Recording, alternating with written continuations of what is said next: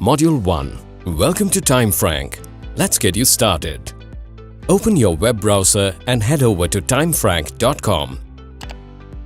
Click on Register on the top right corner. Enter company details such as company name, country, the first name and last name, which is going to be the admin name. The email ID you enter here cannot be altered till the time you use this application. Next, create the password. Then select Create Account. You then get an email confirmation, following which you will be redirected to the login page. After this, the timeFrank company setup page will appear. Now, enter the company name and other relevant information. The company logo, although optional, is recommended to enter since it will appear on all timeFrank reports and QR cards you can pass on externally. Save the details. The next step is creating a branch. You can create a number of branches. It is compulsory to create a head office branch. To create a branch, click on the top right corner on New Branch.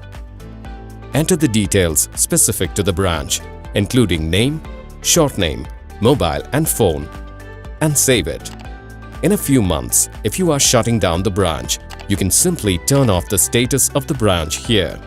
Employees need to be reassigned to another branch before turning off the branch. The branch will not get deleted from the system, it will simply get deactivated. After completing the setup and adding the employees, you can also assign a branch administrator by coming back to Branches and clicking on Edit Branch. Here, select the branch administrator. Then comes Departments. You can create departments as per your current company structure. Once you have created a department, you can enter the positions or designations. So, when you enter an employee in the system, you can assign them a branch, a department and a designation, which will streamline the process of drawing out attendance reports as well.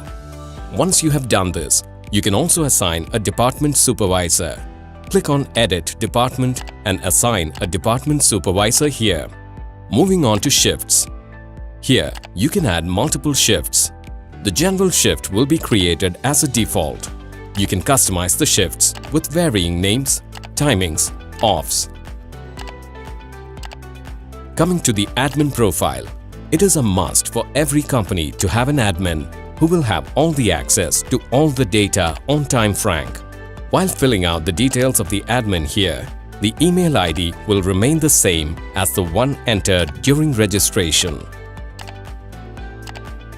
Now, let's head to Devices. Here, you can view all devices which have logged in using the admin login.